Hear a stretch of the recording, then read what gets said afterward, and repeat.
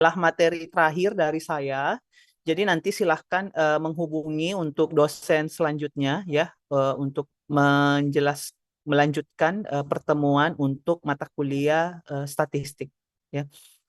Nah, di materi terakhir ini mungkin saya akan memperkenalkan dulu ke kalian ya, artinya implementasi atau penggunaan dan mengenal rumus-rumus uji-uji statistik yang nantinya kalian akan lebih banyak memahami ya prinsip penggunaannya dan digunakannya dan bagaimana menjadi bagian paling penting dalam metode penelitian khususnya dalam penelitian-penelitian kuantitatif ya. Nah, jadi kalau misalnya kita menyusun karya tulis ya, itu selalu pasti dimulai dengan latar belakang masalah ya, yang dimana masalah tersebut itu harus visible, menarik, ada keterbaharuan dan juga relevan dengan masalah-masalah yang kita geluti ya. Nah, di situ juga kita harus berpikir ya, kenapa kemudian masalah dari penelitian itu kemudian diangkat dan bagaimana memecahkan masalah-masalah tersebut dan apa alternatif yang dipilih untuk memecahkan masalah itu. Nah, itu harus kalian sudah bisa menyebutkan ya atau kemudian menarasikan dengan baik dalam sebuah latar belakang ya. Nah, jadi kalian harus ya isinya itu bagaimana kalian harus menggambarkan ya secara kuantitatif ya bagaimana kemudian insidensi atau prevalensi ya artinya bagaimana kasus baru dan kasus lama penyakit ataupun masalah kesehatan yang ingin diangkat dan apakah masih berlangsung sampai saat ini dan menentukan kemudian siapa populasi atau kelompok umur yang kemudian banyak mengalami masalah tersebut ya, atau segmentasi populasi. Nah, itu harus bisa dibatasi dan harus bisa digambarkan secara ilmiah ya dari entah studi-studi pendahuluan ataupun mungkin dari data-data yang kalian kumpulkan dan seterusnya. Ya, itu harus jelas justifikasi dalam masalahnya. Ya. Nah, kemudian ketika mau meneliti apapun itu, jadi kita harus melihat ya, kemudian memilih ya, siapa yang menjadi sasaran atau sampel dalam penelitian kita. Nah, jadi ketika misalnya sampel pertanyaan yang perlu dikemukakan atau mungkin yang harus kalian pahami gitu ya, setiap sampel ataupun setiap masalah yang kalian ingin lihat atau penelitian yang kalian lakukan, apakah kemudian dari desain penelitiannya?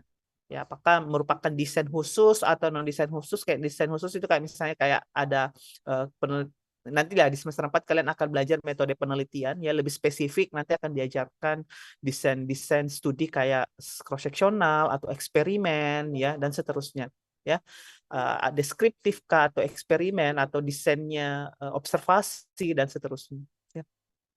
Kemudian, apakah masalah kalian itu dilakukan secara deskriptif atau analitik, ataukah hanya misalnya menggambarkan saja, atau kemudian ingin dicari hubungan sebab akibat, ya?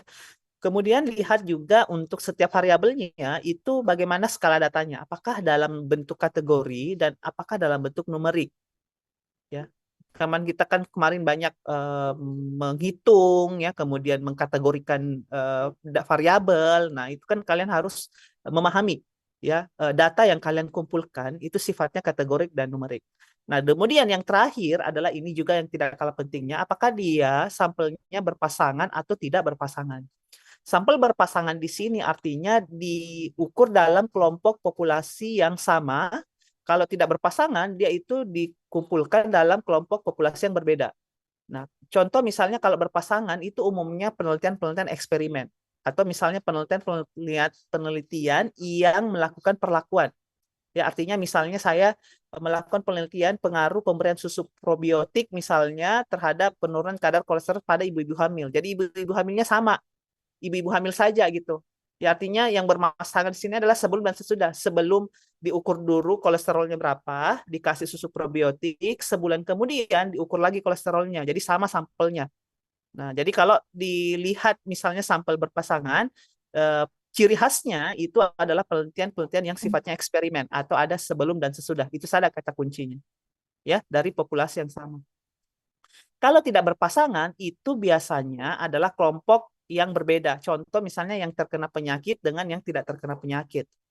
Nah, itu kan kelompoknya berbeda gitu. Ya dalam arti misalnya saya ingin mau melihat pengaruh kejadian penyakit jantung untuk orang-orang yang sakit jantung dengan perilaku merokok. Jadi saya ingin bandingkan berapa orang yang merokok yang sakit jantung dan tidak merokok, dan juga berapa yang tidak sakit jantung tapi dia merokok dan juga tidak merokok. Nah, itu adalah kelompok tidak berpasangan, ya. Jadi berasal dari kelompok populasi yang berbeda. Jadi itu kamar mandi dekat kamar naipan di. Minta tolong mute nak, ada di corangnya yang bocor, ya. Jadi itu. Ya, jadi harapannya kalian tidak ada lagi perbedaan dalam memahami prinsip-prinsip ini, ya. Pertanyaan yang perlu dijawab. Hipotesis kemarin kita sudah pelajari, ya. Jadi dia itu adalah dugaan sementara ya terhadap apa yang ingin kita teliti, kemudian harus diuji validitasnya secara empiris ya atau secara relevan ya. Nah, jadi hipotesis itu ada yang dikatakan dengan hipotesis penelitian, hipotesis statistik, dan hipotesis penelitian. Kalau hipotesis statistik ini yang kita akan yang dipelajari ya selama kita belajar statistik dasar dan statistik ini ya, ada hipotesis nol dan ada hipotesis alternatif. Hipotesis nol adalah yang identik dengan tidak ada pengaruh atau tidak ada hubungan ya. Kemudian hipotesis alternatif adalah hipotesis yang memiliki pengaruh ya atau hipotesis ini. Andi Sulfa Aula mungkin dimatikan saja kameranya nak, cukup mengganggu ya. Ini lagi di mobil. Saya lihat kelas A Andi Sulfa Aulia Langgara, dimatikan saja kameranya nak. Ya. Nah, kemudian ada hipotesis penelitian. Ya, hipotesis penelitian ini ada hipotesis negatif dan ada hipotesis positif. Ya, kalau hipotesis positif artinya di sini ada yang dikatakan dengan satu arah dan dua arah. Nah, kalian harus pahami, nah, dan ini karena nanti akan menentukan juga nanti pada saat dilakukan uji statistik, ya ada yang dikatakan hipotesis dia satu arah atau dua arah. Kalau misalnya dia satu arah, kalian menyusun hipotesis itu sudah menentukan di awal apakah mengalami peningkatan atau penurunan. Ya. Contoh misalnya saya ingin membuat hipotesis pemberian susu probiotik mampu meningkatkan kadar kolesterol. Tidak ada peningkatan gitu. Ada peningkatan pemberian susu probiotik terhadap kolesterol. Itu adalah satu arah. Jadi sudah ditentukan dia meningkat ya atau menurun. Kalau dua arah kita belum tahu ya, belum tahu apakah nantinya dia akan meningkat ataukah dia akan menurun. Jadi biasanya disebutkan misalnya ada hubungan gitu atau pengaruh, entah dia naik, entah dia turun, yang penting dia berhubungan entah dia menurunkan atau berhubungan dia menaikkan. Kita belum tahu. Apakah nanti efeknya ini akan memberikan kenaikan atau penurunan atau perbedaan-perbedaan nilai? Apakah ada perbedaan-perbedaan nilai? Perbedaan ini mau perbedaannya positif, mau perbedaannya negatif ya atau perbedaannya naik atau perbedaannya turun? Itu nanti dilihat dari hasil penelitiannya. Itu adalah hipotesis dua arah. Nah, kalau biasanya penelitian-penelitian kalian yang masih baru gitu ya, biasanya atau belum ada yang evidence yang kemudian kita lihat, kita pakai biasanya yang dua arah. Ya, jadi kita baru mau menentukan apakah dia naik atau turun nanti dari hasil nilainya, hasil statistiknya. Ya, jadi kalian harus bisa membedakan ya hipotesis statistik dan hipotesis penelitian. Nah, jadi hipotesis yang baik itu sebaiknya harus kalimatnya deklaratif, jelas ya, dalam bentuk pertanyaan, kemudian harus ada teorinya, jelas variabel tergantung dan variabel bebasnya. Variabel tergantung itu adalah variabel terikat atau variabel yang dipengaruhi. Variabel bebas itu adalah variabel independen atau variabel yang mempengaruhi. Jadi ini anak-anakku harus tahu ya, dari semester 2 itu sudah harus tahu minimal ini dua variabel ya, variabel independen dan dependen. Variabel independen itu nama lainnya harus juga tahu nama lainnya ya. Independen itu atau variabel bebas ya atau variabel yang mempengaruhi. Yaitu catat baik-baik ya, variabel bebas atau variabel yang mempengaruhi. Kalau variabel dependen itu adalah variabel yang dipengaruhi atau variabel terikat atau nama lainnya tergantung. Nah, jadi nanti ditanya itu ya, yang mana variabel bebasmu, bukan lagi yang mana X yang mana ya, tapi apa variabelnya. Ya. Jadi kalian harus sudah tahu yang mana yang mempengaruhi dan yang mana yang dipengaruhi. Kemudian memungkinkan uji empiris. Nah, disinilah peran statistik. Ya, peran statistik ya dalam menggambarkan dan mengukur variabel-variabel dan menguji secara empiris ya data yang kemudian didapatkan atau dikumpulkan, baik itu nanti hasilnya berpengaruh atau tidak, itulah hasil yang kemudian didapatkan.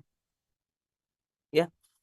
Nah, kemarin waktu belajar estimasi gitu ya, kita sudah diperkenalkan ya dengan wilayah-wilayah ya, wilayah-wilayah yang di mana dalam sebuah distribusi data ataupun mungkin apa gambaran kurva ya, kurva normal itu ada wilayah-wilayah yang kemudian masuk di dalam nilai-nilai alfa atau biasa masuk disebut dengan kesalahan tipe 1, yaitu kesalahan karena menolak H0 padahal hipotesis 0 harusnya diterima, ya, atau kesalahan menyatakan ada hubungan perbedaan tapi sebenarnya tidak ada hubungan atau tidak ada perbedaan. Ya. Jadi anak-anakku ketika misalnya kalian meneliti, terus nanti hipotesis nolnya, baik itu diterima atau ditolak, atau menunjukkan itu tidak ada hubungan atau tidak ada perbedaan dari nilai itu, nah berarti kalian masuk di kesalahan tipe alfa ini. Ya, wilayah 0,5% yang kemarin ya, tingkat kepercayaan yang kemudian didapatkan, kemudian hasil yang berhubungan, tidak berhubungan gitu ya. Kemudian kesalahan tipe 2 atau B adalah itu kebalikannya ya. Kesalahan karena menerima hipotesis nol padahal sebenarnya hipotesis nol itu harusnya ditolak. Kesalahan yang menyatakan tidak ada hubungan perbedaan pada sebenarnya ada hubungan atau ada perbedaan ya. Jadi kesalahan tipe 2, kesalahan tipe 1 ini biasa disebut dengan power ya, power statistik 80%. Nah, itu semua ditentukan di awal pada saat menentukan uji besar sampel ya. Nah, jadi ini power penelitian yang saya katakan tadi ya. Kemampuan penelitian menolak hipotesis nol dan memang kenyataan hipotesis nol harusnya ditolak. Ya, kemampuan mendeteksi. Nah, ini yang kemudian ada yang kemudian bisa dikendalikan oleh peneliti. Ya, nah ini biasanya menjadi ketentuan, misalnya berarti kalau dalam rumus besar sampel itu ada powernya 80% dengan alfa 5% gitu. Nah, itu yang kemudian dikendalikan oleh peneliti ya. Jadi untuk menentukan power penelitian itu rumusnya 1 dikurang beta ya. Nah, ini adalah wilayah desain ya yang di kemudian sorry.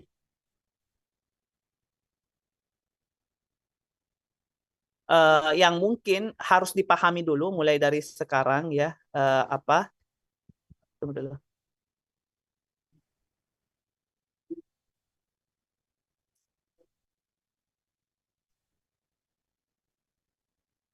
Oops.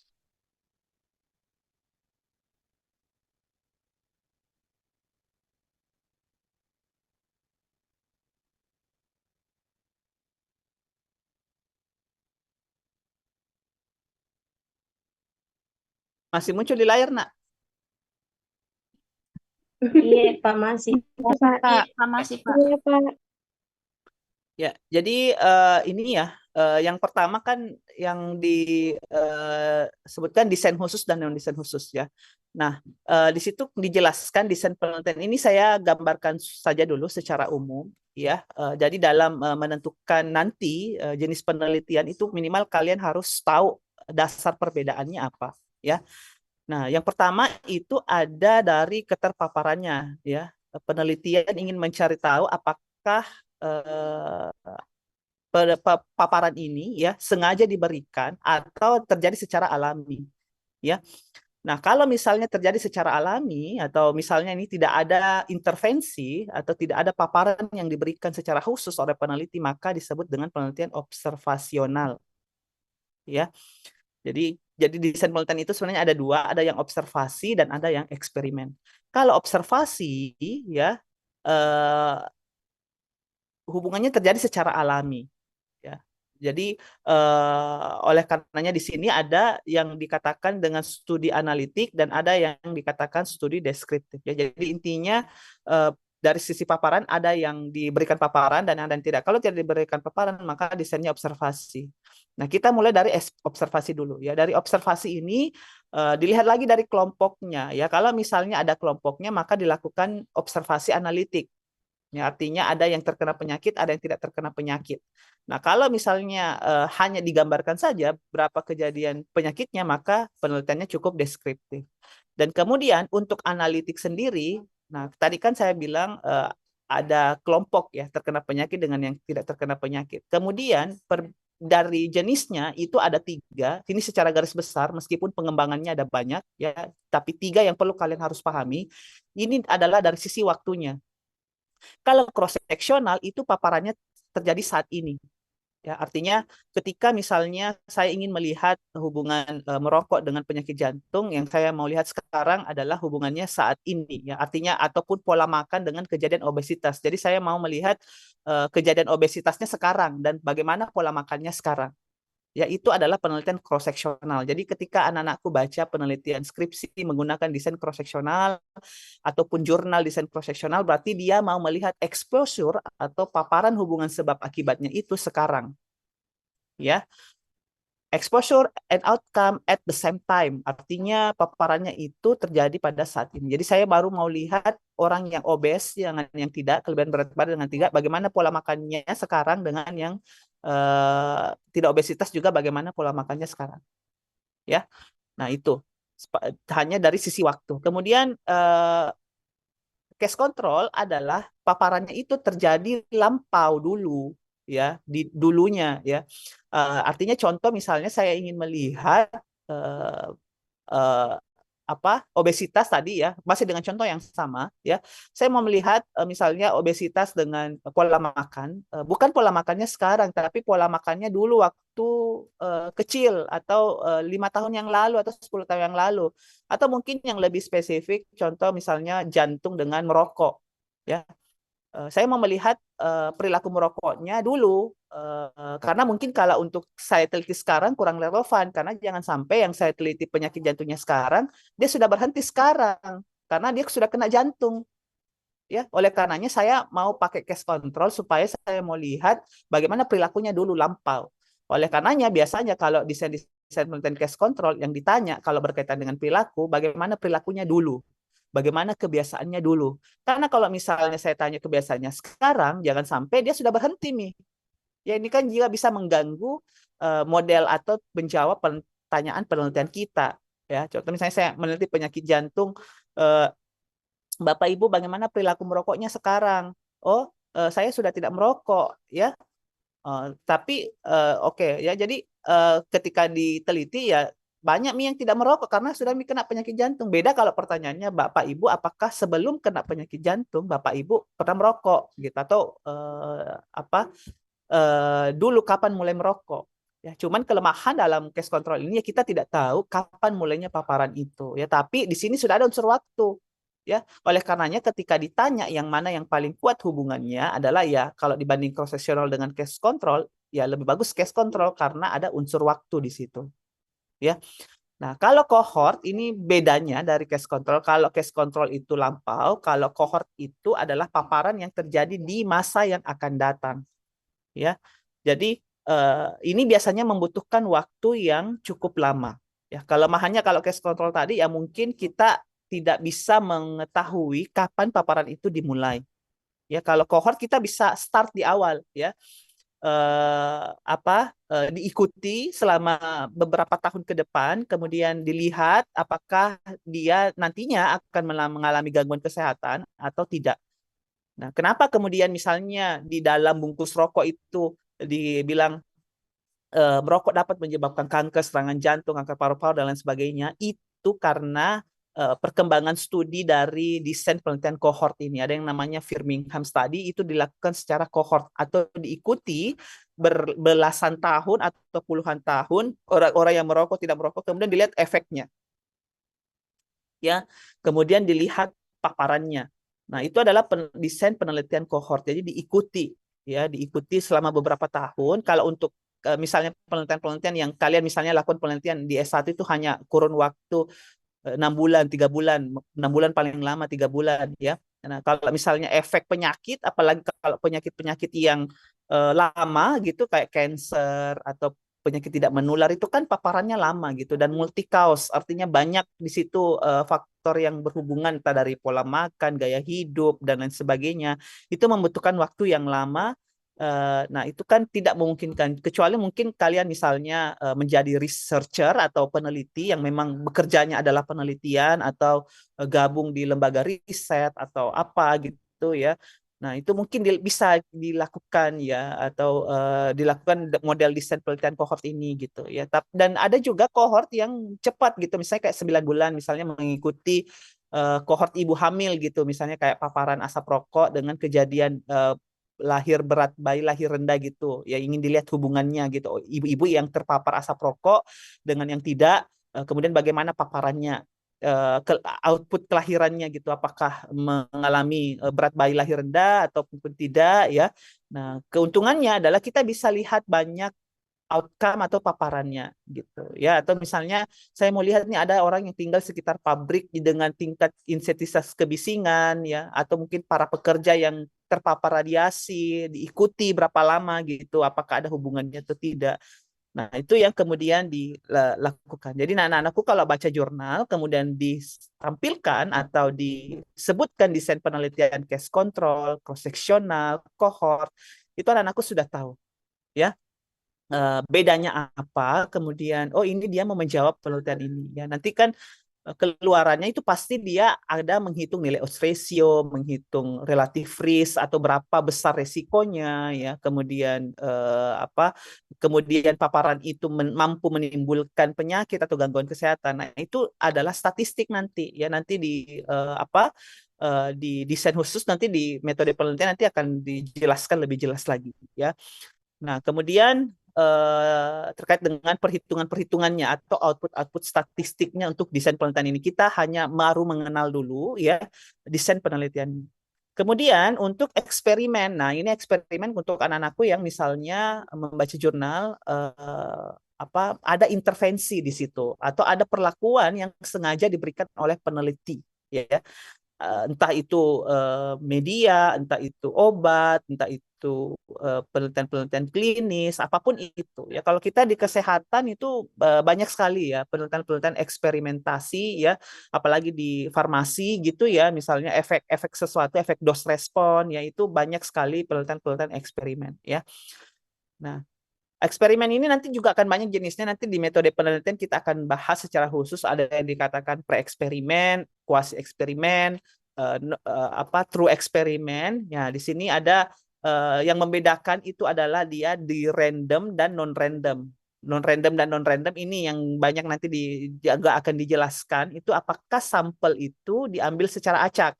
Kalau secara acak itu adalah randomize. Ya, artinya acak itu dimaksudkan adalah semua eh, sampel itu memiliki kesempatan yang sama untuk dijadikan sebagai sampel. Kalau non random itu artinya tidak semua memiliki kesempatan yang sama. Contoh misalnya dalam sebuah populasi, dalam misalnya satu RT gitu ya, atau satu RW atau satu kelurahan, kalau misalnya mau di random, berarti kalian harus punya kerangka sampelnya. Kalian harus punya jumlah penduduk yang kemudian nanti entah kalian mau simple, simple itu kayak tahu arisan kan. Kalian punya nomor 1 sampai nomor berapa gitu, di lot, diundi. Kemudian misalnya ada sampelnya setelah dipakai rumus itu ada 100, berarti 100 kali diundi. Ya, nomor undian pertama, nomor urut sekian, oh ini yang dijadikan sampel ya. Jadi diacak, di random secara sistematis ya, atau pakai urutan ya, sistematik 3, 5 dan seterusnya ya. Itu nanti ada juga rumus pengambilan sampel, mungkin akan dijelaskan lebih detail. Kalau non random ya mungkin ya kita memilih saja sesuai kriteria, saya mau yang usia ini sampai usia ini, kemudian tinggalnya di sini, kemudian dia mau dan seterusnya. Jadi ada kriteria khususnya gitu. Jadi semua sampel tidak memiliki kesempatan yang sama. Itu yang prinsip yang harus kalian pahami ketika ingin melakukan eksperimen. Kalau randomized trial itu lebih kepada true eksperimen. Kalau non-randomized trial itu adalah quasi eksperimen, ya, atau eksperimen semu. Saya lanjut. Nah, kemudian dalam menentukan uji statistik yang kemarin ya penjelasan di awal ya itu adalah dalam menentukan uji ya sebelum misalnya ini ya sebelum saya masuk di uji normalitas saya akan menjelaskan dulu sedikit ya ini uji jenis hipotesis ada yang dikatakan dengan berpasangan, tidak berpasangan dan skala data ya. Nah, jenis hipotesis itu ada dua, ada yang dikatakan hipotesis komparatif dan ada yang dikatakan hipotesis korelatif. Kalau komparatif itu identik dengan kata apakah ada hubungan, apakah ada pengaruh, ya. Kalau kemudian korelatif itu apakah ada korelasi, ya. Kemudian yang bisa dijawab dengan uji komparatif adalah itu tadi, hanya apakah ada hubungan atau apakah ada perbedaan, apakah ada pengaruh. Hubungan, apakah ada perbedaan, apakah ada hubungan, apakah ada pengaruh. Nah, itu sama, hipotesis komparatif namanya. Jadi tidak ada analisis khusus. Kalau misalnya kalau pakai kata hubungan, pakainya uji ini. Kalau pakai kata pengaruh, pakainya uji statistik ini. Tidak. Ya, mau hubungan, mau perbedaan, mau pengaruh, keluarannya itu adalah uji komparatif. Ya. Nah, kalau korelatif, nah baru di sini kalau ada apakah ada korelasi. Nah, korelasi ini beda sendiri lagi. Kalau komparatif itu keluarannya hanya satu, nilai statistiknya dia kurang dari 0,05 atau lebih dari 0,05 atau ada hubungan atau tidak ada hubungan, ya. Kalau korelatif, korelatif itu kan ya X ya tadi ya, itu hanya selain melihat adanya korelasi, kita juga bisa melihat apakah korelasinya positif atau negatif. Ya, apa korelasi positif artinya semakin besar nilainya maka semakin besar variabel X maka semakin besar juga variabel Y-nya. Contoh misalnya apakah ada korelasi tinggi badan dan berat badan. Jadi semakin tinggi berat badan, semakin besar pula berat badan. Itu adalah korelasi positif. Kalau korelasi negatif, semakin tinggi berat badannya, semakin rendah, semakin tinggi badannya, semakin rendah juga berat badannya, ya. Itu korelasi negatif, ya. Selain korelasi ada juga kekuatan korelasi.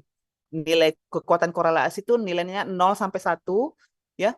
Biasanya ini kita ada yang bagi 2, ada yang membagi 4. Kalau lebih dari 0,5 maka dia korelasinya kuat, kalau kurang dari 0,5 lemah, ya. Ada yang membagi 4, lemah, sangat lemah, lemah, kuat, sangat kuat, ya. Yang membagi 5, ya, sedang dan seterusnya, ya. Jadi itu ada nilai-nilainya, ya. Nanti kita belajar khusus, ya, untuk korelasi ini. Nah, kita fokusnya dulu di komparatif, ya. Nah, kalau komparatif tadi sudah tahu ya, ada yang dikatakan tidak berpasangan dan berpasangan. Tidak berpasangan tadi ya berasal dari dua kelompok populasi. Kalau berpasangan identik dengan penelitian eksperimen, ya. Nah, kemudian tidak berpasangan ada yang dua kelompok dan ada yang lebih dari dua kelompok. Kalau dua kelompok, ya kelompoknya hanya dua. Misalnya itu tadi yang kena penyakit dan yang tidak kena penyakit. Kalau lebih dari dua kelompok, berarti kelompoknya ada tiga. Ya, contoh misalnya apakah ada hubungan tingkat status ekonomi dengan status gizi, ya. Tingkat status ekonomi ini misalnya rendah, sedang, tinggi. Berarti ada kelompok ekonominya yang rendah, kelompok ekonominya yang sedang, dan kelompok ekonominya yang tinggi. Oh, berarti ada tiga kelompok. Ya. Nah, ini contoh untuk penelitian yang tidak berpasangan. Kalau berpasangan, di sini juga ada istilah kelompok, tapi kelompok yang dimaksud bukan kelompok populasi, tapi kelompok pengukuran. Contoh, kalau misalnya dia berpasangan dua kelompok, artinya saya misalnya tadi, contohnya pemberian susu prebiotik terhadap kadar kolesterol, ya. Kalau dua kelompok berarti dua kali dilakukan pengukuran sebelum diberikan susu probiotik, diukur dulu semua itu kolesterolnya ibu-ibu, diberikan susu probiotik, 1 bulan berikutnya saya ukur lagi kolesterolnya. Nah, berarti sebelum dan setelah. Ya, kelompok pertama sebelum, kelompok kedua setelah, itu nilai-nilainya itu yang dibandingkan. Ya, berapa nilainya sebelum, berapa nilainya setelah. Nah, itu yang dibandingkan pakai ujinya ini namanya uji berpasangan. Ya. Kalau dia lebih dari dua kelompok, kelompoknya ini adalah kelompok pengukuran lebih dari 2 kali. Contoh, masih dengan contoh yang sama, misalnya sebelum diberikan susu, setelah 1 bulan diberikan susu, dan setelah 2 bulan diberikan susu probiotik. Jadi artinya berjenjang. setelah 1 bulan, setelah 2 bulan, karena mau dilihat efeknya. Ya, di bulan pertama bagaimana, di bulan kedua bagaimana, ya, atau mungkin mau ditambah lagi sampai 4 kelompok bisa. Nah, nama ujinya ini repeated ANOVA. Ya, ini nama ujinya. Uji T berpasangan kalau dia 2 kelompok, kalau dia lebih dari 2 kelompok namanya repeated ANOVA. Nah, kalau tidak berpasangan nama ujinya uji T tidak berpasangan atau biasa disebut T independent. Kalau lebih dari 2 kelompok namanya one way ANOVA. Ya, one way ANOVA. Ya. Nah, ini untuk data numerik. Harapanku anak-anakku sampai pertemuan kelima ini tidak ada lagi yang tidak tahu yang mana itu data numerik. Ya, data yang dalam bentuk angka. Ya. Nah, kemudian anak-anakku ini ada garis panah ke bawah. Nah, ini ada garis panah ke bawah. Ini artinya, kalau kalian masih ingat yang saya katakan dulu di pertemuan awal, itu datanya harus, kalau numerik, harus terdistribusi normal untuk dilakukan uji parametrik ini, yang di atas ini. Nah, harus terdistribusi normal. Kalau tidak terdistribusi normal, maka dilakukan uji alternatif. Ujinya ini, ya. Nah, dan ini harus lihat alternatifnya apa untuk masing-masing uji. Kalau dia 2 kelompok, uji tidak berpasangan, uji alternatifnya Mann-Whitney.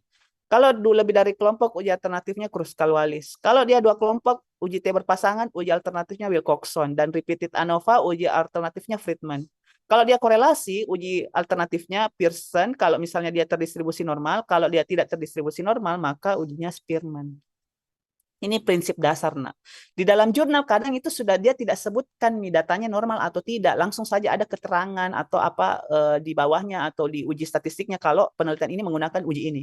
Jadi kalian harus sudah tahu, oh ini datanya dia tidak terdistribusi normal, ya.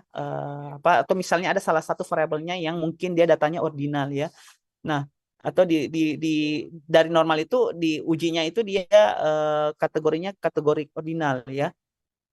Nah, dan seterusnya. Jadi kalau kalian meneliti nilai skor, ya, datanya itu kalian harus tahu yang kalian analisis ini nilai total skornya atau hasil kategorinya, ya.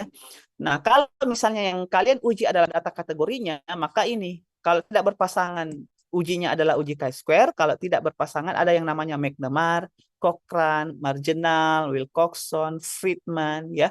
Nah, kalau misalnya ini apa kategorik namanya koefisien kontingensi atau lambda, ya. Nah, ini yang uji yang minimal kalian harus familiar dengan nama uji statistik ini, ya. Nah, jadi apa yang perlu harus kalian dibekali itu adalah untuk misalnya menganalisis data numerik ini minimal kalian tahu syarat uji normalitas. Kapan data tersebut dikatakan normal atau tidak, ya.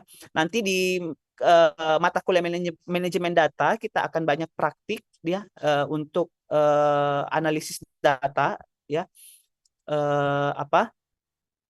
Untuk analisis data pakai aplikasi, ya. Sekarang kita mengenal dulu teorinya, ya.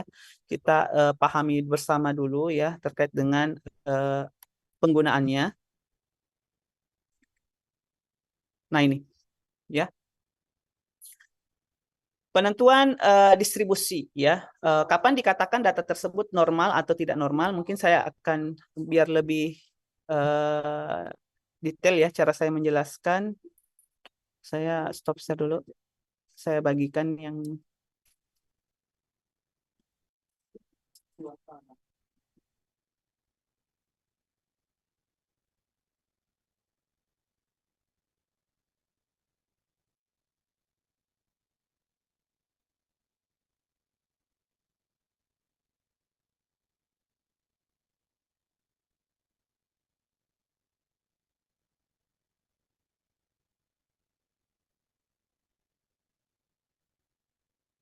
ini, ya.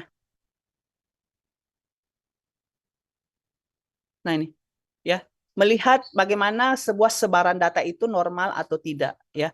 Nah, tadi itu kan contoh-contoh untuk bivariat, ya, dalam artian kalau bivariat berarti ada 2 variabel. Nah, kedua variabel ini yang kita lihat kedua-duanya gitu, apakah datanya terdistribusi normal atau tidak. Ini salah satu contoh data dulu, misalnya ada satu variabel, variabel itu adalah umur.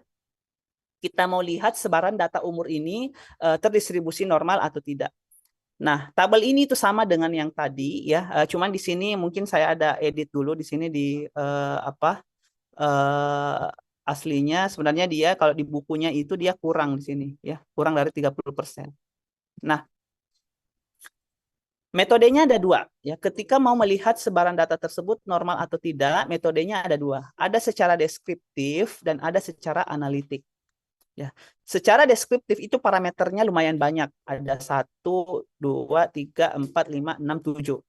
Ya, ada 7 parameter yang kita bisa gunakan untuk melihat sebaran data tersebut normal atau tidak. Ya, kemudian analitik itu kita tinggal melihat dari besar sampelnya. Kalau dia besarnya sampelnya 50, maka kita pakai melihat nilai Kolmogorov-Smirovnya. Kalau kecil dari atau sama dengan 50, kita lihat distribusi normalnya pakai Shapiro-Wilk. Ya, nah sebentar saya akan jelaskan apa itu dan yang mana yang kita akan putuskan gunakan. Ya, nah kita lihat dulu secara deskriptif. Secara deskriptif yang pertama adalah dengan melihat nilai koefisien varians. Nah, koefisien variansnya itu didapatkan dari rumus standar deviasi, standar deviasi dibagi nilai minnya dikali 100%. Nah, kemarin kan kita sudah latihan ya, menghitung standar deviasi, apa itu standar deviasi. Nah, jadi nanti mendapatkan nilai koefisien varians, rumusnya ini. Berapa standar deviasinya, kurang dari nilai minnya. Kalau misalnya nilainya kurang dari 30%, maka datanya terdistribusi normal. Ya, kalau dia kurang dari 30%, maka datanya terdistribusi normal. Ya. Kemudian melihat nilai rasio skewness. Nah, skewness apa itu kemarin kan kita belajar? Skewness keruncingan atau kecondongan? Kecondongan. Hah? Keruncingan atau kecondongan? Skewness.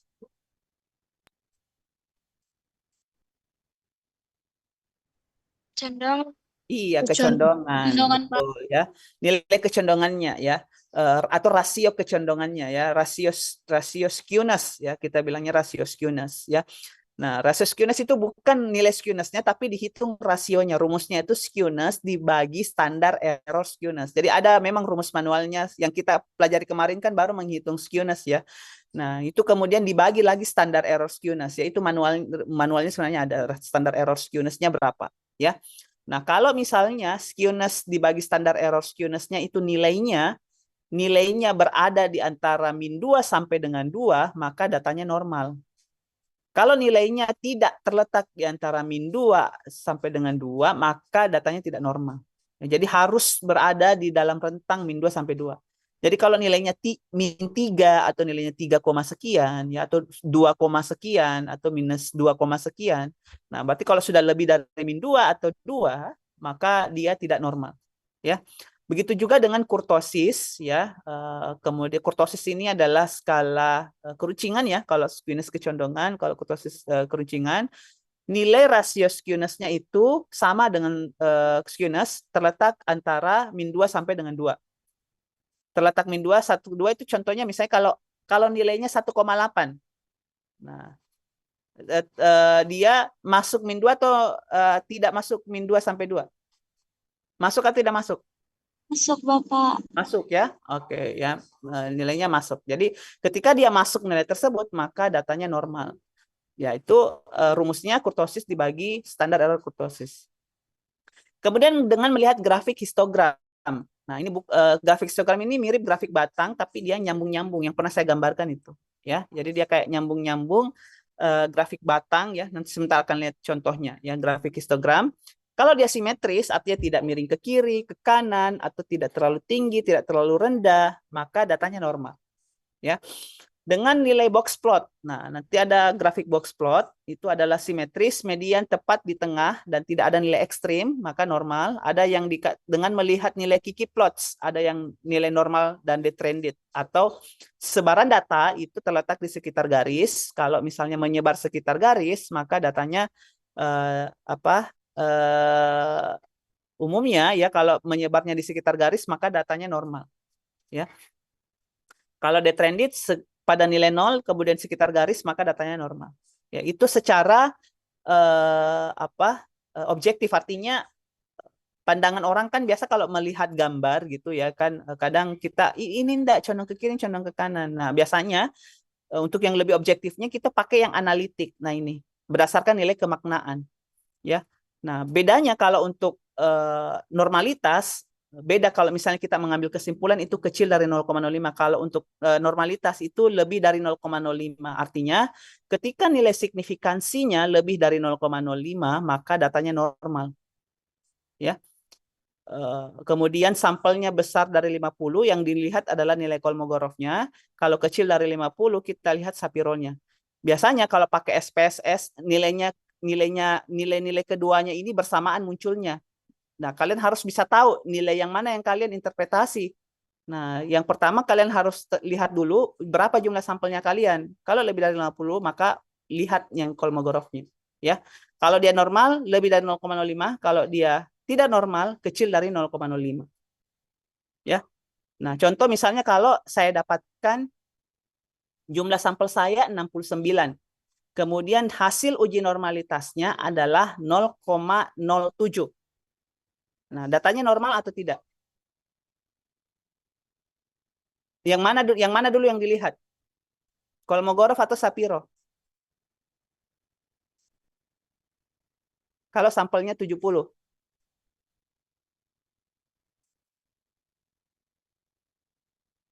Kolmogorov atau Sapiro kalau sampelnya 70. Kolmogorov. Ya, Kolmogorov ya. Karena sampelnya lebih dari 50. Kemudian datanya normal atau tidak kalau misalnya hasil uji normalitasnya itu 0,07. Normal atau tidak? Terdistribusi normal atau tidak terdistribusi normal?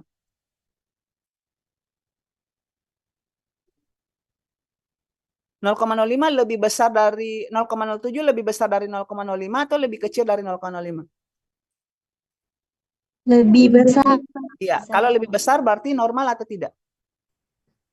Normal. Iya, terdistribusi normal. Kalau misalnya nilainya 0,03, terdistribusi normal atau tidak terdistribusi normal? Tidak, Pak.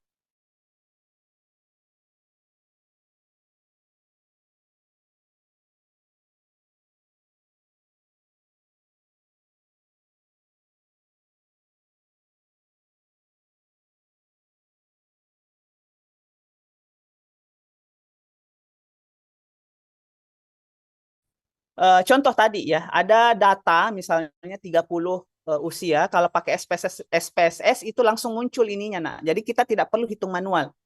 Nilai rata-ratanya sudah ada, mediannya sudah ada, nilai skewness-nya sudah ada, kurtosisnya juga sudah ada, bahkan standar error skewness dan kurtosisnya sudah ada, min-nya sudah ada, confidence intervalnya juga sudah ada ya.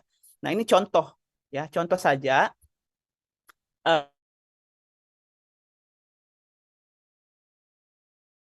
Normal atau tidak dengan menghitung koefisien variansnya. Nah, rumusnya tadi standar deviasi dibagi min dikali 100%. Standar deviasinya adalah ini 5,7 ya. Kemudian minnya adalah ini 39,84. Dibagi dikali 100% dapatnya 14,5. Ya. Karena nilainya kalau koefisien varians ketika kalian ingat tadi kurang dari 30%, ya. Maka datanya normal. Itu pakai parameter yang pertama. Kita coba lihat parameter yang lain apakah menunjukkan hasil yang sama. Nah, kemudian menghitung rasio skewness-nya. Itu adalah rumusnya skewness dibagi standar error skewness. Ini adalah nilai skewness-nya. Kalau SPSS itu kalau misalnya dapat nilai modelnya seperti ini, titik 569 itu ada 0 di depannya ya. Nah, jadi nilainya sebenarnya itu adalah 0,569. Ini adalah 0,429, ini 0 ya, ini 0. Ya, jadi dia tidak menampilkan nilai nolnya ya. Ya. Nah, ini juga 0. Nah, rumusnya kalau untuk skewness itu rasionya 0,869 dibagi dengan standar errornya 0,141, maka nilainya 4,04. Kalian ingat prinsipnya kalau pakai parameter rasio skewness itu nilainya harus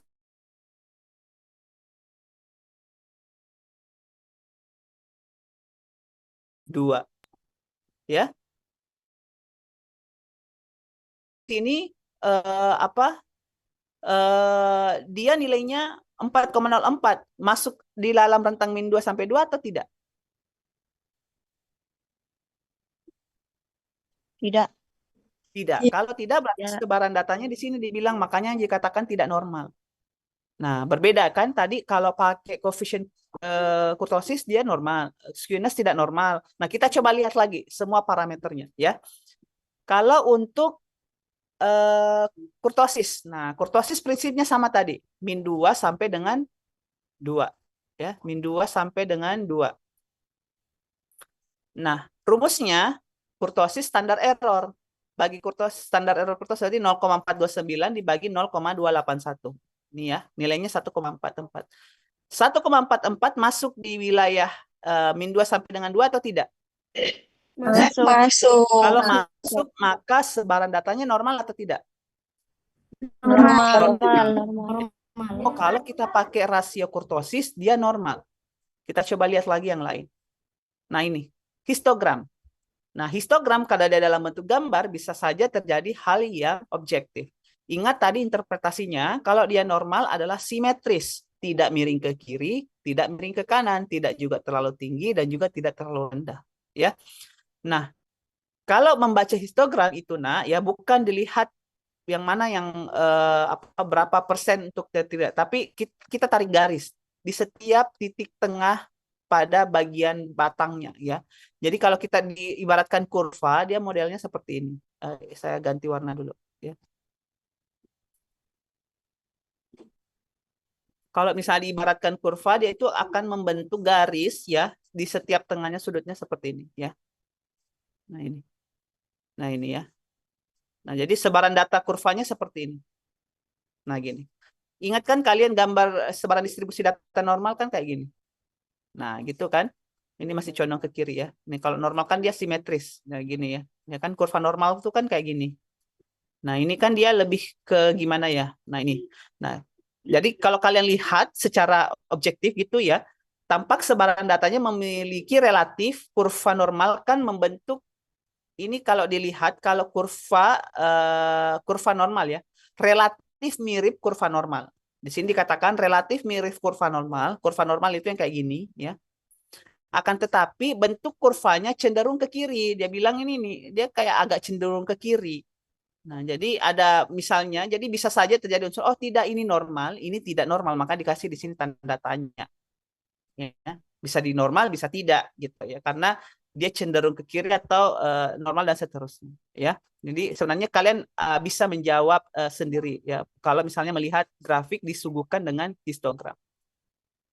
Kemudian the trended Kiki plots, normal Kiki plots yang pertama ya. Kalau dikatakan normal berarti data menyebar sekitar garis. Nah ini ya. Yang data dimaksud menyebar sekitar garis ini. Ya, ini nih ya, sekitar garis ini. Cuman di sini ada beberapa data yang letaknya jauh dari garis. Kemungkinan besar datanya tidak normal. Nah ini. Ada beberapa data yang sebarannya jauh dari garis. Nah itu tadi. Kalau misalnya ada kalian mengumpulkan range data 70 sampai 75 atau ya 10 sampai 100, tiba-tiba ada yang nilainya 200, ada yang nilainya 500, ya itu kan ada yang dikatakan nilai ekstrim yang biasanya bisa menyebabkan data tersebut tidak terdistribusi normal, ya. Nah, kemudian untuk trended Kiki plots, datanya menyebar di sekitar angka 0. Akan tetapi di sini banyak sebaran data yang jauh dari angka 0. Ya, atau garis ya ini. Garis dari angka 0. Maka kemungkinan besar sebaran datanya tidak normal. Ya. Nah, box plot ya. Kalau box plot tadi, kalau interpretasinya, kalau dihadapkan kalian dengan gambar box plot seperti ini, itu adalah melihat nilai mediannya ya ini tadi ya. Kalau misalnya tepat di tengah, ya, ini maksudnya tepat di tengah, artinya garis outliernya itu bukan outlier, garis mediannya itu tepat di tengah, ya. Kalau tepat di tengah itu di sini, ya. Nah ini kan tengahnya ini kalau dilihat secara ini kan di sini, di sekitar sini tengahnya. ya. Nah, tapi di sini kemungkinan besar datanya tidak normal karena garisnya ini tidak tepat di tengah. Nah, garis hitamnya ini tidak tepat di tengah. Maka di interpretasinya di sini adalah tidak normal. Ya. Karena kalau dia normal, tadi kan kalau box plot di sini dia katakan apa? Ini. Simetris median tepat di tengah. Tidak ada outlier atau nilai ekstrim. Nah, ini maksudnya ya, tepat di tengah, tapi di sini dia agak cenderung ke bawah, tidak tepat di tengah, maka tidak normal. Nah, kemudian pakai secara analitik. Nah, secara analitik ini tadi saya katakan biasanya dia kalau di SPSS itu gabung, ada Kolmogorov, di sampingnya di sini ada Sapiro, ya. Nah, biasanya dia munculnya bersamaan, ya, munculnya bersamaan. Ya, di sini ada Kolmogorov, di sebelah sininya Sapiro. Ya, biasa dia satu di sini ya. Di sini nilai Sapiro. Nilainya sama, ada statistik, ada dev, ada sik, kemudian dengan nilainya masing-masing. Nah, cuman di sini dipotong langsung saja Kolmogorovnya karena sampelnya lebih dari 50. Maka yang dilihat Kolmogorov. Nah, yang diinterpretasi langsung saja ini siknya. Kalau dia kecil dari 0,05, maka dia tidak normal. Ya. Kalau dia lebih besar dari 0,05, maka dia normal. Ya, kalau dia lebih kecil dari 0,05 tidak normal, kalau dia besar dari 0,05 tidak normal. Ya. Nah, maka kalau di sini dilihat nilainya 0,000. Kalau 0,000 berarti dia dikatakan normal atau tidak? Tidak. Iya, tidak Tidak, normal, ya. Pak. Sebaran datanya tidak normal. Nah, karena di sini ada perbedaan nilai, ya, perbedaan nilai, maka kesimpulannya adalah ini. Ya, kesimpulan data, sebaran data untuk setiap parameternya hanya 2 yang normal. Ya, hanya 2 yang terdistribusi normal, ya. Yaitu koefisien kurtosis dan skewness, dan selebihnya itu dia tidak normal. Nah, kalau dari kesimpulan di sini ya dari sekian banyak parameter yang dilakukan penilaian, kalau disimpulkan datanya terdistribusi normal atau tidak? Tidak. Tidak, Pak. Tidak. Tidak, karena Data tidak normal lebih banyak. iya. Karena sebaran data baik secara deskriptif maupun analitik itu menunjukkan data yang tidak normal. Ya, tapi anak-anakku sekalian, dalam mengidentifikasi nanti dalam memutuskan uji statistik dengan melihat normalitas, itu anak-anakku tidak perlu melihat semuanya. Ya, cukup salah satu saja yang penting konsisten. Ya, kalau ada 2 variabel, kalian putuskan melihat uji normalitas pakai deskriptif, ya jangan satu pakai analitik, satu pakai deskriptif. Harus semuanya pakai deskriptif. Ya. Nah, deskriptif itu juga ada parameternya banyak. Ya, kalau histogram itu kadang lebih objektif, pakai yang misalnya kayak kurtosis, skewness dan seterusnya. Ya, lihat yang mana. Ya. Pada dasarnya tidak ada yang benar atau tidak ada yang bukan tidak ada yang benar, maksudnya tidak ada yang bilang ini yang lebih bagus atau yang lebih mana, tapi yang penting konsisten. Ya, akan tetapi polemik seputar uji normalitas, beberapa ahli statistik itu kadang lebih suka pakai metode deskriptif ya dengan menghitung nilai-nilai tadi, skewness, kurtosis. Tetapi beberapa yang lainnya juga menyukai metode analitik, dan kalau saya juga menyarankan dan lebih senangnya pakai metode analitik karena biasanya memang tidak sama, dan kalau misalnya kelebihannya dibandingkan dengan yang lain itu kalau analitik lebih objektif. Ya, biasanya kita pakai lebih objektif kalau yang pakai analitik dibandingkan dengan kita melihat gambar. Kalau gambar itu kadang kita ada mispersepsi atau beda persepsi. Ini seharusnya simetris, tidak ya. Kalau pakai analitik kan biasanya lebih objektif. Cukup dengan melihat nilainya saja, ya, kecil atau lebih dari 0,005. Tetapi juga kalau menghitung rasio ya dibanding dengan gambar itu biasanya lebih sensitif kalau untuk menghitung pakai rasio-rasionya, ya. Nah, itu tadi, tapi kalau untuk penerapan dan menghitungnya nanti kita banyak belajarnya nanti prakteknya saja ya di SPSS. Tapi mungkin kita belajar konsep teorinya saja dulu ya. Nah, kita kembali dulu ke ujinya.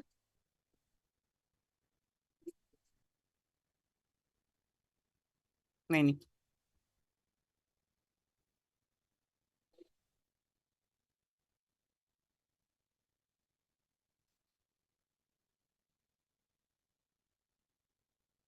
Nah ini ya, ini penjelasan tadi ya. Penjelasan untuk metodenya. Jadi kalian sudah minimal harus tahu. Di sini ada saya misalnya diberikan tanda merah karena memang yang umum kita gunakan adalah cukup melihat nilai Kolmogorov dengan Shapiro-Wilk-nya untuk menentukan ujinya. Ya. Nah, skala pengukuran ini saya sudah tidak perlu jelaskan lagi ya. Kalian pasti sudah tahu semua, kualitatif dan kuantitatif. Ukuran pemusatan, mean, median, modus, penyebaran. Kalau kategorik itu cukup melihat frekuensi dan persentase. Kalau numerik kita bisa lihat mean, median, modus, penyebaran kita bisa menghitung standar deviasi, varians, koefisien varians, kuartil, range, berapa minimum maksimum, ya. Jadi nanti prinsipnya kalau data gitu, nah ya, skala data yang paling bagus adalah numerik. Karena apa? Nanti kalau disuruh kategorikan mudah. Beda kalau kalian kategorikan di awal. Ya, itu tidak bisa itu dibuat numerik. Jadi kalau misalnya ada variabel, selama memungkinkan datanya dikumpulkan numerik, kumpulkan secara numerik. Jangan langsung kategori. Ya, seperti itu. Kemudian ini ujinya tadi saya sudah jelaskan sedikit ya. Jadi itu tadi. Nah, kalau misalnya ada dua misalnya tadi ya, apakah ada misalnya apa ya, perbedaan apa ya contohnya?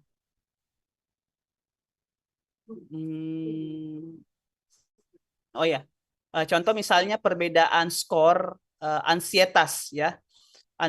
Skor ansietas ini adalah tingkat kecemasan gitu ya, tingkat kecemasan untuk orang-orang yang misalnya mau melahirkan, dia didampingi suami dengan yang tidak ibu-ibu yang mau melahirkan tidak didampingi suami ya. Jadi mau dilihat skor kecemasannya ya.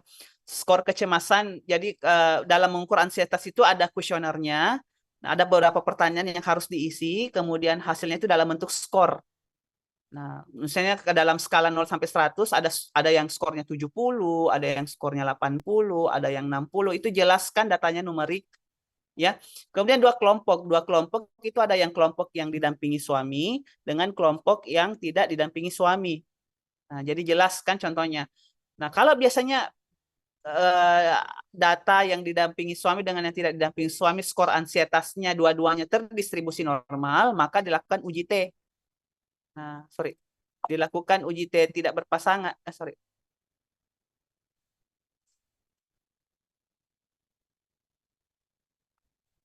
Dilakukan uji ini T tidak berpasangan. Kalau normal. Kalau datanya dua-duanya tidak normal, misalnya yang didampingi suami dia tidak normal, yang didampingi suami dia tidak normal juga, maka Mann-Whitney. Kalau salah satunya, contoh misalnya yang didampingi suami dia normal, yang tidak didampingi suami tidak normal. Kalau ada salah satunya tidak normal, maka dilakukan non-parametriknya, Mann-Whitney-nya.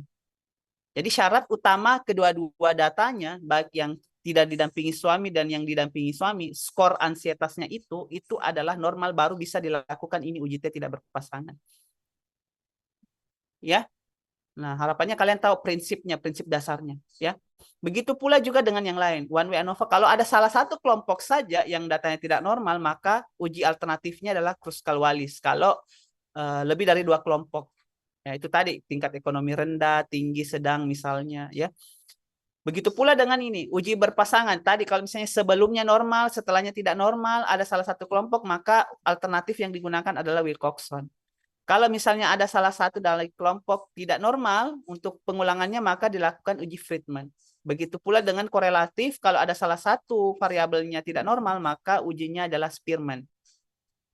Ya, kalau normal ini ujinya. Ya, makanya kalau dia numerik itu ada syaratnya dulu, makanya ada tanda panah begini. Ya, harus dilakukan dulu syarat uji normalitas. Nah, anak-anakku di angkatan ini harapannya tidak ada lagi yang tidak tahu. Kalaupun nanti dilupa, anak-anakku coba ingat-ingat lagi, dibuka-buka lagi. Sebentar saya perlihatkan bukunya statistik kesehatan yang mungkin mudah untuk kalian ulang-ulang. Jangan sampai penjelasan saya ini ya yang mungkin durasinya hanya Udah sampai 1 jam, setelah ini lupa lagi, ya. Nah, kalau kategori itu beda lagi. Nah, di sini ada chi-square. Ini syaratnya beda lagi gitu. Dia ini ada sel yang kurang dari 5. Nah, itu lebih nanti penjelasannya nanti lebih banyak saya jelaskan di mata kuliah manajemen data dan metode penelitian nanti, ya.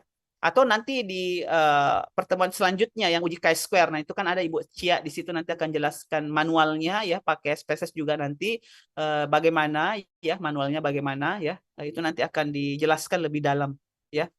Nah, di sini kalau kenapa kategori di sini tidak ada tanda panah normalitas? Karena kalau data kategori itu tidak perlu uji normalitas. Nah, karena sudah bisa dipastikan statistik yang digunakan adalah statistik non parametrik ini. Tidak ada tanda panah kayak begini toh. Nah, karena kalau data kategori itu tidak perlu uji normalitas. Nah, jadi tidak ada tadi syarat-syarat apa Kolmogorov, Sapiro, kalau dua-duanya datanya kategori. Contoh itu tadi, misalnya merokok, tidak merokok, penyakit jantung dan tidak jantung. Nilainya kan 12, 12 atau 10, 10. Kalau dikasih kode, ya, diberikan angka, kalau dalam SPSS kan harus di dalam bentuk angka, ya. 12, 12 atau 10, 10. Kalau itu kan datanya kategori. Nah, kalau kategori ya rumusnya ingin tadi chi-square, McNemar kalau dia berpasangan ya, chi-square kalau dia tidak. Kalau Fisher ini kalau misalnya ada syaratnya ya, ada yang nilai expected-nya kurang dari 5. Kolmogorov kalau misalnya ada kategori yang lebih dari 2 ya, 3x2, 4x2 ya, dan seterusnya. Nanti akan lebih dalam lagi dijelaskan ya. Nah, ini untuk lebih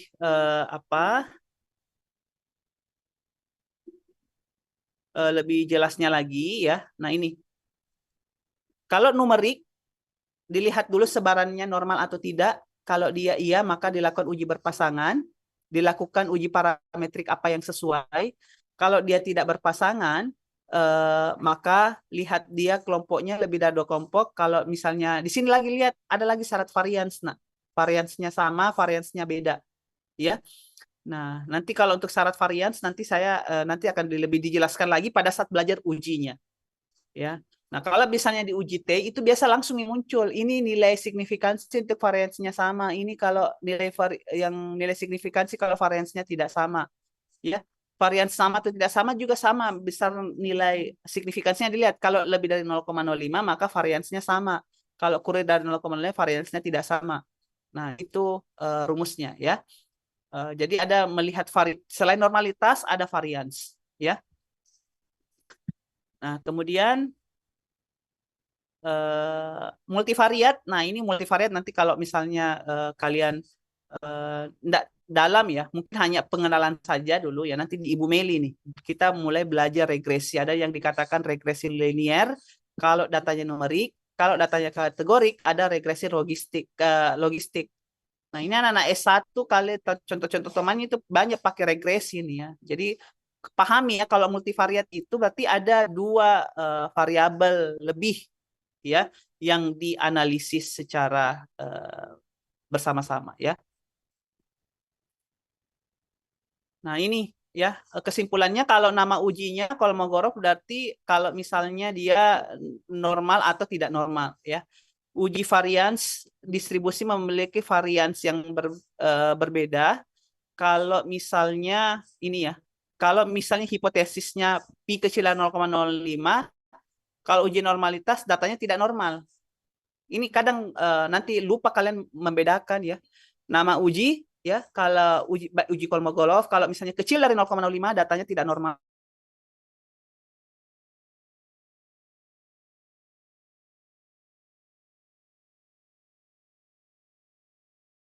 Maka tidak terdapat perbedaan bermakna antar bukan tidak terdapat perbedaan kalau dia kecil dari 0,05.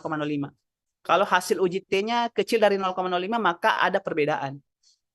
Ya, jangan sampai salah interpretasi ya atau membingungkan interpretasi 0,05. Makanya di sini dibuatkan tabel ya.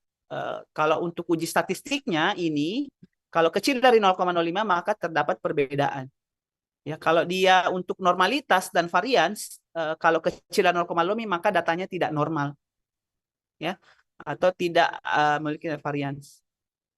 Ya. Nah, kemudian populasi. Anak-anakku juga harus tahu membedakan ya. Ada populasi target, ada populasi terjangkau, bagaimana sampel yang diinginkan, kemudian sampel yang diperoleh. Nah, ini yang mempengaruhi validitas eksternal. Validitas eksternal itu dapatnya di sini, antara sampel yang diinginkan dengan populasi yang terjangkau. Validitas internal itu sampel dan yang diperoleh sampel yang diinginkan. Nah, makanya ini kalian harus pahami ya. Di sini biasa ada kuesioner dan lain sebagainya ya yang mempengaruhi penelitian kita ya, baik validitas internal maupun eksternal.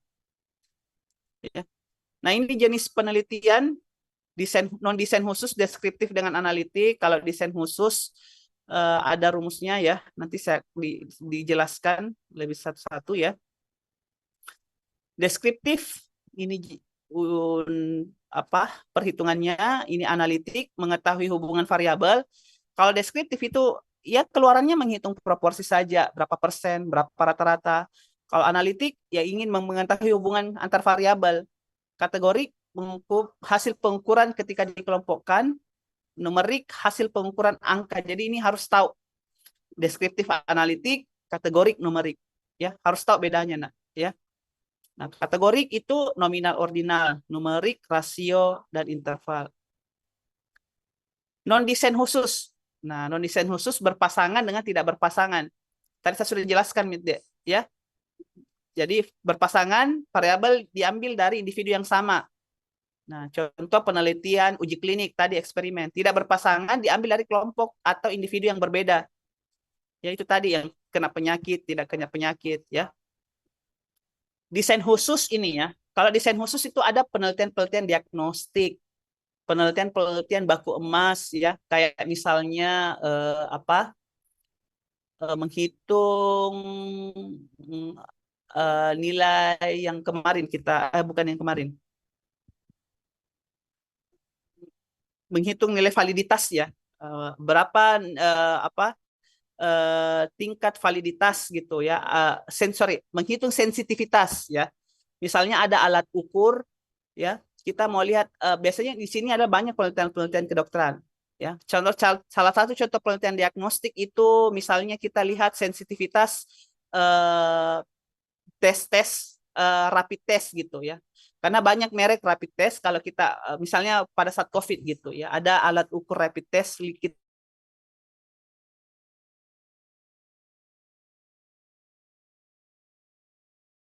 ada penelitian diagnostik ya atau penelitian prognostik melihat faktor-faktor dengan hubungan atau misalnya kita mau lihatnya ya dan penelitian-penelitian multivariat. Nah, itu adalah desain khusus ya.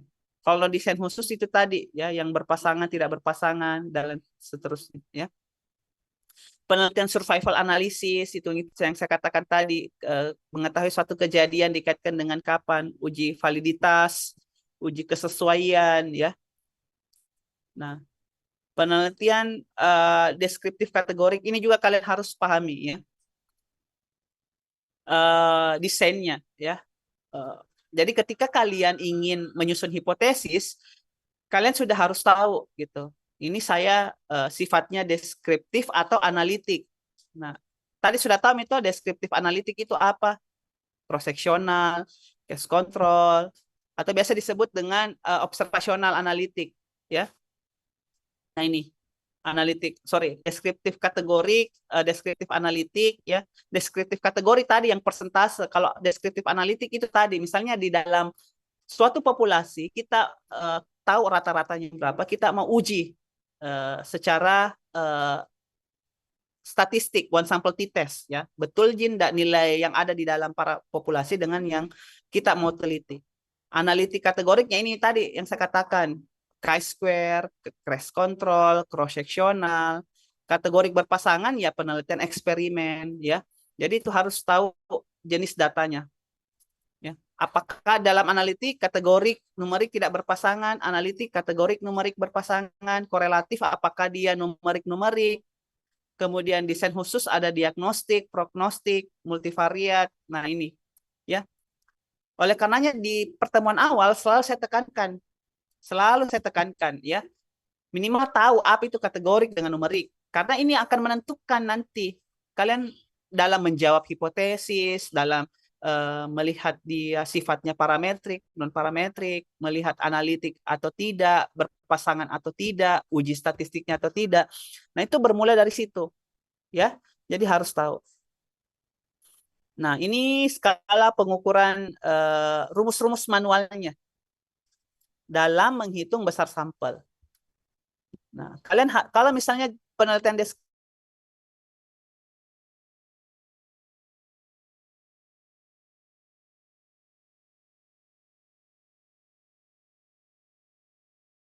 jadi kalau mau mengikuti kaidahnya, kalau mau mengikuti aturannya gitu ya, besar sampel itu berkaitan dengan pertanyaan penelitian kalian. Ya. Nah, ini kalau beli misalnya buku besar sampel, mungkin saya tidak jelaskan secara detail, nanti kalian cari tahu sendiri atau cari informasi sendiri ya gitu bagaimana menghitung besar sampel, itu juga dipertimbangkan jenis penelitiannya. Dan kalau bisa download itu WHO sample size. Nah, WHO sample size saya tidak tahu apakah masih ada, kayaknya masih ada ya. Masih ada deh. WHO sample size yang terakhir itu versi 2.0. Nah, di WHO sample size itu kita tinggal masukkan, saya mau melakukan penelitian ini.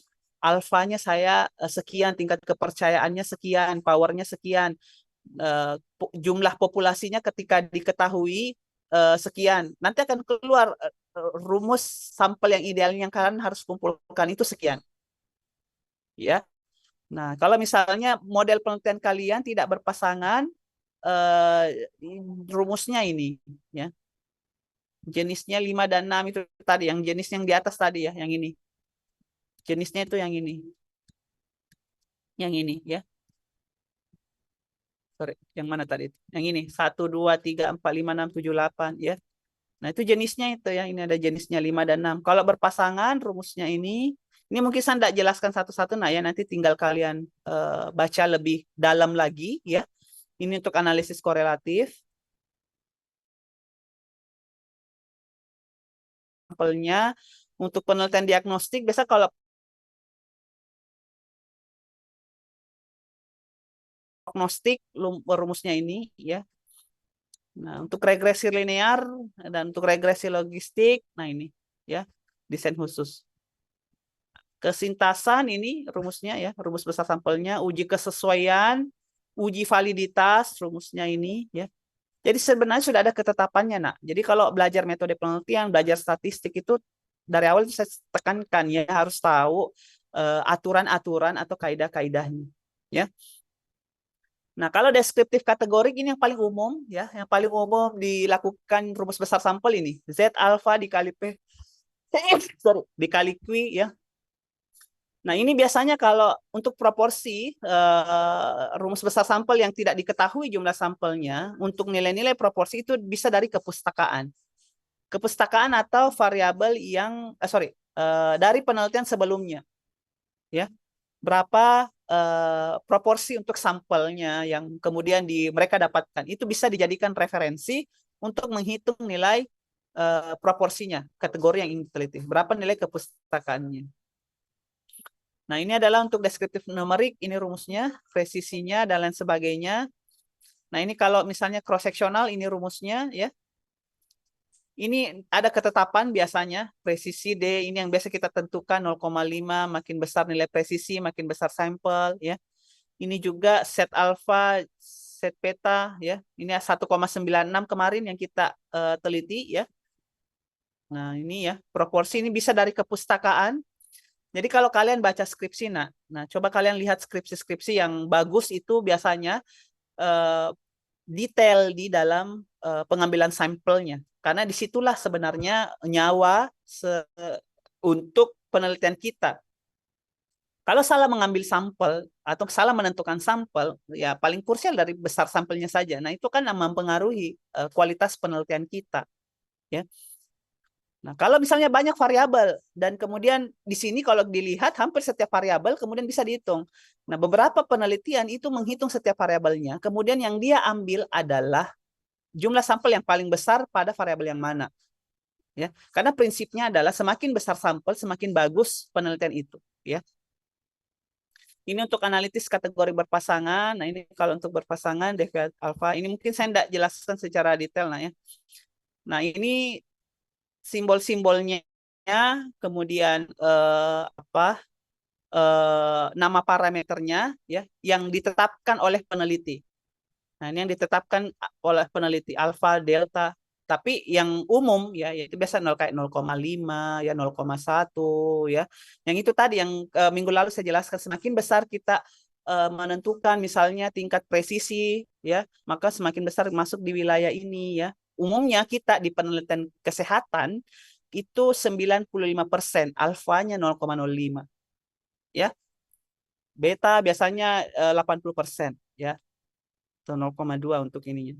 Dari kepustakaan, ya dari kepustakaan ini misalnya nilainya, simbolnya, atau dari penelitian sebelumnya yang deskriptif proporsi variabel yang diteliti simpangan baku. Nah, nanti kalau di UJT juga atau misalnya di rumus yang pakai simpangan baku, kita bisa pakai simpangan baku dari penelitian sebelumnya. Oleh karenanya, kenapa dalam penelitian dalam jurnal-jurnal penelitian selain nilai rata-rata itu juga ditampilkan simpangan baku. Karena bisa digunakan peneliti untuk menjadi patokan dalam kepustakaan menghitung besar sampel yang dia punya. Ya. Nah, itu adalah menghitung. Selain nilai proporsi, bisa juga simpangan baku. Kalau untuk analitis, bisa dari proporsi variabel yang diteliti pada analisisnya, atau dari variasi datanya, atau nilai odds ratio-nya, atau nilai proporsinya, pajanannya, atau nilai AUC nilai sebelumnya. Ya. Jadi, besar sampel juga itu sangat erat kaitannya. Kalau misalnya kita tidak memiliki data berapa besar sampel, kita bisa menggunakan kepustakaan. Nah ini, maka disebut dari kepustakaan. Dari kepustakaan maksudnya di sini adalah dari nilai-nilai penelitian sebelumnya. Ya. Nah, ini cara pengambilan sampel yang saya katakan, acak, probability sampling, dan non-probability sampling. Nantilah pada saat belajar metode penelitian nanti akan lebih dijelaskan. Intinya, kalau paling umum itu kalau untuk acak yang simple random, ini arisan. Ya, pakai arisan. Stratified itu yang pakai setiap interval yang kalau intervalnya misalnya 5, berarti nomor 1, 5, 10, 15, 20, 25. Ya. Kalau probability sampling ini memungkinkan dilakukan kalau ada kerangka sampel. Ingatlah, ada kerangka sampel. Kalian punya daftarnya. Kalau tidak ada daftarnya, kalian bikin daftarnya.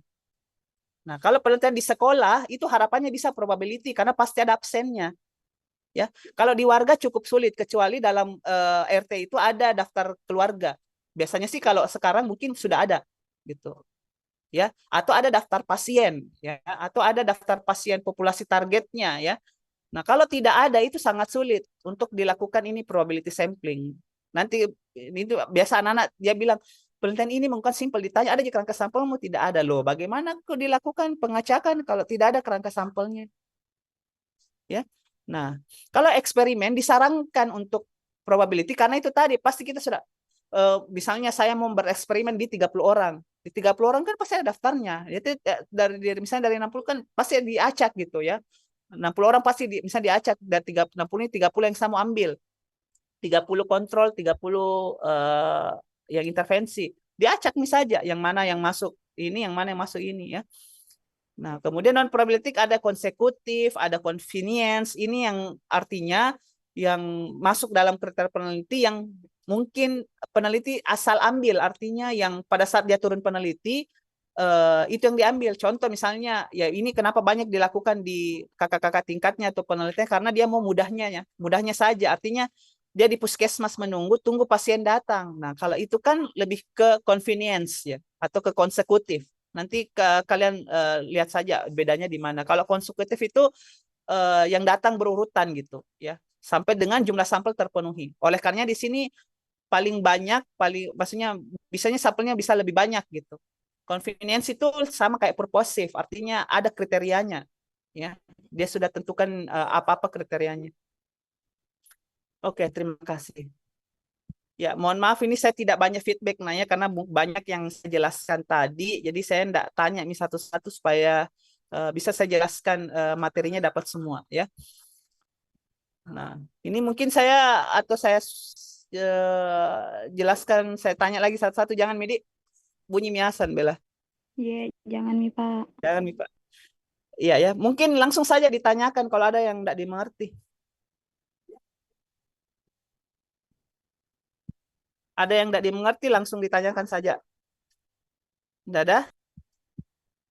Nah ini ada buku nah ya ini tapi jangan kok suruh nanti ada yang viral mahasiswa admin kesuruh beli buku. Tidak ya, saya tidak menyuruh beli buku ya. Tidak ada yang suruh beli buku di sini. Ini misalnya referensi saja bahan bacaan. Kalian beli alhamdulillah, kalau enggak juga enggak apa-apa ya. Ini bukunya Sopiudin ya. Bukunya Sopiudin ini mudah untuk dipahami nak ya. Belajar statistik itu bisa dibilang ya menyenangkan, kreatif karena ini akan dipakai terus. Kalian mau lanjut S2, mau lanjut S3 pasti akan berhadapan dengan statistik ini ya. Mau bekerja juga nanti pokoknya berhadapan dengan data itu sudah tidak penasaran lagi. Ketika sudah ada data kalian sudah tahu ini mau diapain gitu ya. Kalian dalam menjawab penasaran-penasaran kalian terkait dengan apapun itu ya, fenomena-fenomena yang ada, kalau tahu prinsipnya, tahu prinsip dasarnya, nah ini bisa menjadi referensi bahan bacaan untuk bisa lebih memahami lagi dari penjelasan-penjelasan saya yang kujelaskan tadi ya. Atau sudah ada yang punya buku ini? Belum? Belum, Pak. Belum, Di? Ya, itu ada bukunya ya. Nanti dibelajar saja. Apa kalau di perpus ada nanti silakan dibaca-baca di perpus karena mungkin penjelasan saya yang singkat ini mungkin tidak mampu memberikan gambaran secara utuh ya terkait dengan statistik penelitian tadi karena tadi mungkin hanya diperkenalkan rumus-rumus dan lain sebagainya. Nanti untuk implementasinya nanti kalau di buku itu atau ada yang kalian punya buku lebih lengkap lagi nanti kalian silahkan baca saja materi-materinya. Kalaupun nanti ada yang tidak dipahami, nanti bisa kita diskusi bersama. Ya, oke. Selama 5 pertemuan ini ada yang mau ditanyakan, nak? Atau ada yang kurang jelas? Mungkin untuk statistik. Suka belajar statistik? Enggak gitu? Halo? 50, Pak. 50-50? Bapak. Suka. Suka, Di? Suka, Suka gitu? Pak. Suka. Suka. Oke, good suka ya. sekali, Pak. Suka sekali. Oke, syukurlah ya karena jangan tidak sedikit itu mahasiswa ya Dede statistik malasku. Nah, ini semoga dengan saya misalnya mengajar ataupun mungkin ini ya anak-anakku bisa lebih suka, lebih penasaran atau lebih mau mempelajari ilmu ini karena ilmu ini sangat aplikatif ya untuk didalami ya. Tidak dituntut untuk menjadi ahli statistik, tapi harus bisa minimal baca data, tahu prosesnya, tahu langkah ilmiahnya kayak bagaimana, ya. Karena tidak akan lepas gitu. Ini sangat membantu nanti kalau mau membaca jurnal atau memahami suatu data, ya, memahami kesimpulan. Nah, ini sangat sangat bermanfaat nantinya. Ya. Tugas terakhir nak 3 ya, 4. Berapa total tugas yang saya kasih? 4. 4, Pak. 4 ya. Oh ya, yang di link itu 3 ya, kalau tidak salah ya. Ada 1 yang manual di. Iya, Pak. Oke. Ya dilengkapi. Nah, minta tolong ketua kelas absennya. Saya tidak sempat absen satu-satu. Kemudian monitoringnya dilengkapi. Nanti minta tolong ketua kelas dikumpulkan. Nanti saya paraf ya monitoringnya. Ya diisi di situ 5 kali pertemuan ya insya Allah 5 kali pertemuan ini meskipun mungkin ada bukti online kita ya karena memang keterbatasan waktu dan libur juga yang memaksa kita harus online tapi harapannya meskipun online ilmunya tetap dapat ya. Kalian bisa memperhatikan semua dan untuk teman-temannya yang udah hadir ya saya tidak tahu ikut saja ketertinggalannya. Nanti di pertemuan ke-7 nanti saya akan lihat kondisi apakah saya akan mengadakan UTS atau tidak ya. Saya mau lihat dulu tugas-tugas yang dikerjakan. Kalaupun ada UTS saran aku siap-siap saja ya. Kisi-kisinya saya mungkin ya materi-materi karena sejauh ini materinya saya berikan semua ya. Tinggal materi terakhir ini ya. Ini mau diberikan juga atau enggak usah? Mau, Pak. Nggak Mau, usah ya? Pak. Mau. Oke, ya nanti saya coba kirimkan yang ini ya. Jadi nanti kalian pelajari ya semua yang apakah nanti saya putuskan untuk mengadakan UTS atau tidak. Untuk minggu depan nanti silahkan.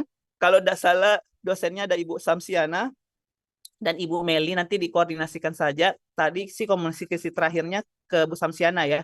Nanti coba diingatkan lagi beliau. Oke, ada yang mau ditanyakan, Nak? Kalau tidak ada mungkin cukup ya. Ya, Pak, boleh bertanya ya silakan. yang tentang materi yang koefisien Squiness Iya, kenapa, Nak? yang cari standar deviasinya itu Pak, pakai yang standar deviasi sampel atau yang populasi? Ya, ikut contoh saja, Makasih, Nak. Pak. Di contohnya pakai apa?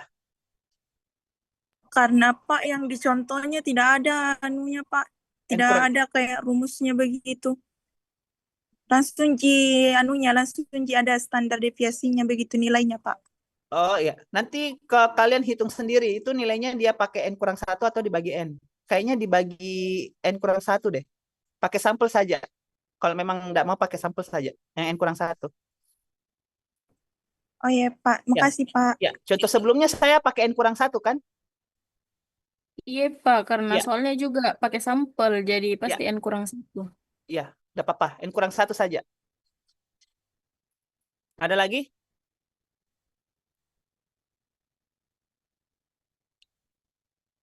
Oke, kalau enggak ada anak-anak kalau bisa perbanyak belajar mandiri nak ya. Belajar mandiri karena ini hanya diperkenalkan rumus-rumusnya tidak detail karena memang kalau di detail itu memang cukup membutuhkan pertemuan yang agak lama ya karena biasanya itu memang dipisah statistik deskriptif, statistik inferensi. Kalau ini dia digabung biostatistik saja satu ya. Jadi memang anak-anakku banyak dituntut untuk misalnya lebih banyak belajar mandirinya karena untuk bisa lebih mengenal contoh-contoh dari rumus-rumus yang tadi dijelaskan ya. Khususnya tadi di sampel, besar sampel tadi itu ya. Nah, itu mungkin kalian harus misalnya perbanyak contoh-contoh. Oke, mungkin itu saja Nak dari saya dilengkapi tugas-tugasnya. Mungkin selamat menjalankan ibadah puasa ya. Nanti kita ketemu lagi kalau tidak salah di mata kuliah komputer admin Kesdi. Tapi nanti setelah mungkin di akhir-akhir baru saya masuk nah ya. Mungkin itu saja dari saya. Lebih dan kurangnya mohon maaf. Assalamualaikum warahmatullahi wabarakatuh. Waalaikumsalam warahmatullahi wabarakatuh. Terima kasih, Pak. Ya, ya.